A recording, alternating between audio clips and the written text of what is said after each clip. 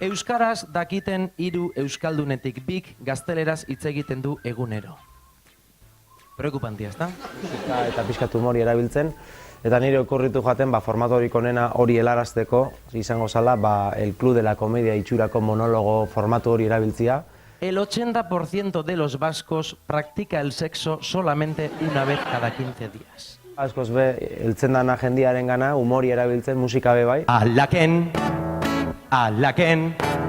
a la picula tumba y le responde la picula tumba Jesús María Jainkoa ze. A la picula tumba y le responde la picula tumba Jesús María Jainkoa zen. Argizenak beti gaztelera jotzen dugula adibidez insultatzerak orduan, norbait iraintzerak orduan. ¡Ah! ¡Árbitro! ¡Que no te enteras, pringao! Hola, fija ulertuko joketa, entero de ella. ¡Dedícate a otra cosa! ¡Akako! Mesua dala, euskararen erabilera geure eskuan dago.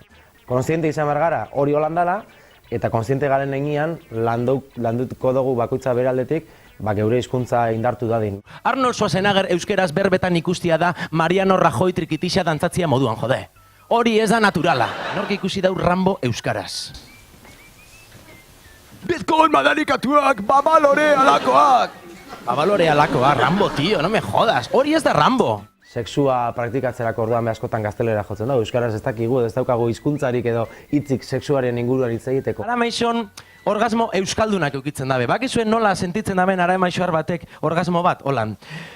Uf, jazta. Adibidez hemen atxabaltan sakillari zelen esate jatzue.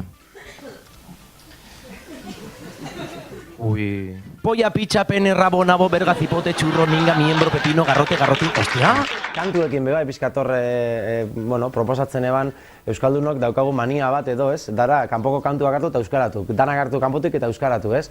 Ze gertatuko litzateke kontrakoa gertatuko balitz, da norbait etorriko balitz geure kantu bat hartu eta erdaratzera. El idioma de Ramón quisiera cantar. Egundo pasatzea eta barritxea bai, baina hausnarketan bat aitxia eta esan jolin, bai, ez? Horre zenbait tematan, igual geure esku badago zerbait gehiago itxia euskararen alde. Edo kanpotar bat ikusten dugunean geure herrixan, baspa ere gazteleraz itzen dotzagu berba. Segatik, ez dakigu euskalduna dan ala ez, baspa ere iosu euskeraz berba. Eta gazteleraz itzen dotzagunean berba gainera geure burua lasaitzeko jartzen dugun argumentua da jode, erdalduna aurpegisa dauko. Neupe erderi erabiltzen dut lehenengo hizkuntza moduen, ez auketan ez duten unbaitera noienien. Aurreko baten lagun kuadrilla bat zerbait jaten fankitzen taberna batera. Eta ordainketako ordu heldu zanien neu fanitzen barrara. Eta esan hauen. ¿Cuánto es? Eta berak esan usten. 15 perdonen. Erdera jotzeko oitxuria daukagula, eta gero niri behintzat paseta jat damutu itxena zela, ez? Osa, leku batera joan, erdera zein berba, eta konturatzen zara euskeraz erantzuten zela. Horrek muten dauen amorrua, eta nik ustot hori danoi paso jakula. Begira ze indar daukan gazteleraz esatia puto imbezil. Eta euskaltzandiak emuten dutzun aukera, babalore alakoa.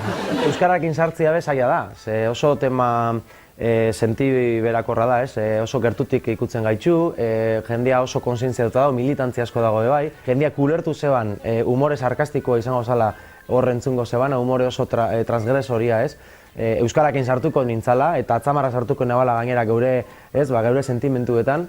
Jendeak hori ulertu zeban lehenengo momentutik, basekizen humore mota hori ikustera jungo zala, eta ondo funtzionau zeban. Oso pozik galditu gare, egiz izan bai. Ostia, oin bai baino da, venga, agur! Laizzer ikusiko dute jode